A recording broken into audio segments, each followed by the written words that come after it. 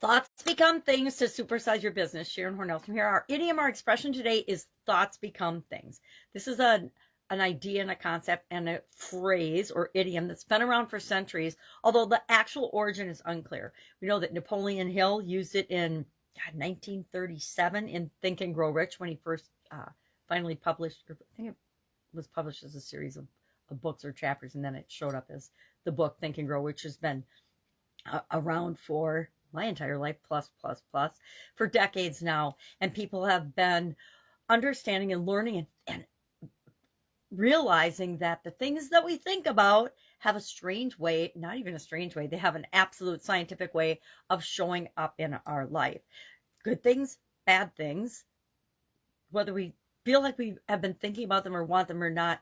And I got a huge lesson in this one when I had my sudden cardiac arrest, because I don't recall consciously ever being aware of what a sudden cardiac arrest or broken heart syndrome even was until I researched it after having experienced and survived that particular life event or death event.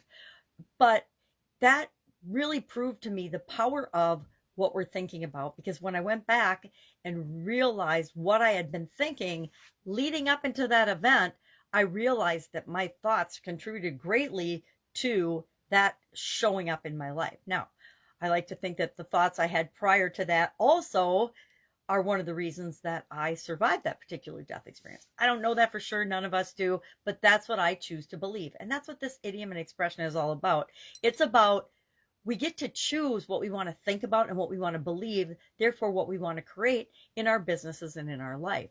So we can struggle if you want to struggle when you're building and growing your business. And I did that for a lot of years when I was younger, and I didn't realize that I could make that an option. I could decide whether I was going to hustle or struggle. And I spent a lot of years hustling and struggling that I learned that I probably didn't have to, based on how I was perceiving and thinking about different situations and what my expectations were in different scenarios as I was building and growing different businesses throughout my life, and even different jobs and different careers.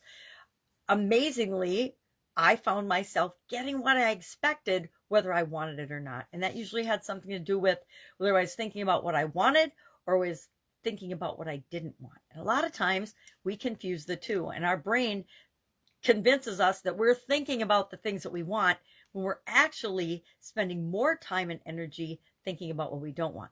Oh, I don't want to get an IRS audit. Oh, I don't want OSHA to come in and investigate my business. Or I don't want, I did a lot of work with the FDA and the USDA in one of my businesses.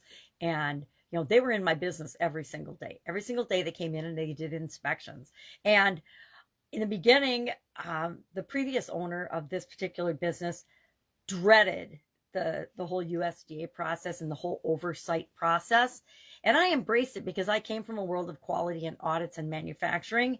And our relationship was tremendous because I used them as an asset and a resource to make my business better instead of thinking them as an enemy. A lot of people, when they're having to do audits and things, and I did a lot of audits as part of my corporate career of other businesses as well as our own.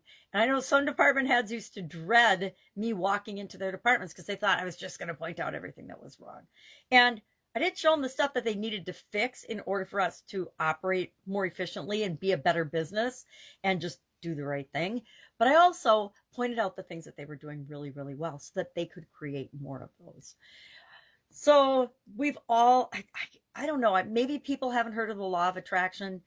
I guess I didn't really study or pay much attention to the law of attraction, even though I'd been exposed to bits and pieces of it until probably 2010, following my sudden cardiac arrest, when I actually had the time and energy to say, okay, well, what's going on in the world? How does this really work? How could this thing I'd never even heard of actually happen to me? And then I'm still here to investigate and try to figure out what the heck happened to me. Well, it's one of those lessons we learn from the experiences that we have. We either learn the lesson or we're going to repeat it. And I decided one death experience until I choose to leave the planet once and for all was enough. And so I needed to make some massive changes, lifestyle changes and other changes as well.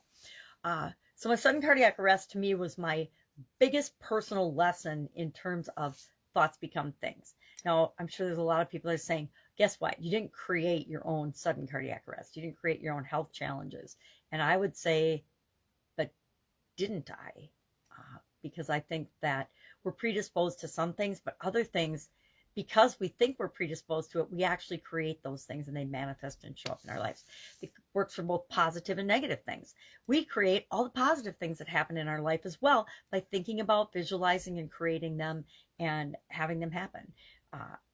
I challenged this was the same topic we talked about in the Get Your Goals Annual Challenge today. And I challenged the group to share one thing that they thought about that actually showed up in their life. And I guess I would say the same for you. If you're creating and supersizing your business, obviously you probably have thousands of examples of things that you've thought about and created in your life. I'd love to know your impression or your thoughts on thoughts become things. Do you believe that that's the way things work? Or do you believe that there's a lot of things that just happen out of chaos and there's no real way to explain them and how they show up in your life and in your business and in your world? That's it. Have an awesome day. If I can help anyway, ask. Otherwise, I'll be with you tomorrow with another interesting idiom. What does it mean? Where does it come from? And how might you use it to supersize and grow your business right now? Have a great day.